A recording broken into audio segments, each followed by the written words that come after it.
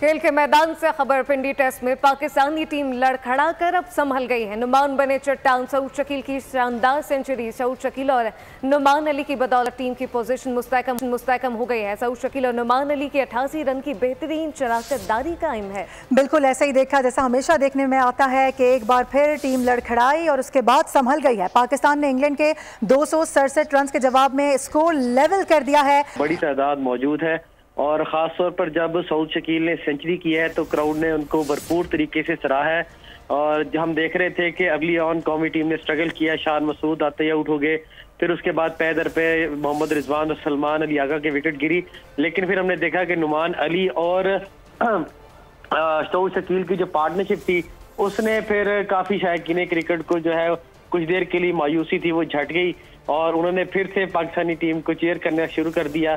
और सऊद शकील ने सेंचुरी की, नुमान अली 44 रन बनाकर आउट हुए। अब स्कोर्स लेवल हो गए चेक के वक्फे तक, और चेक के वक्फे के बाद नुमान अली और साजिद खान बैटिंग का आगाज करेंगे।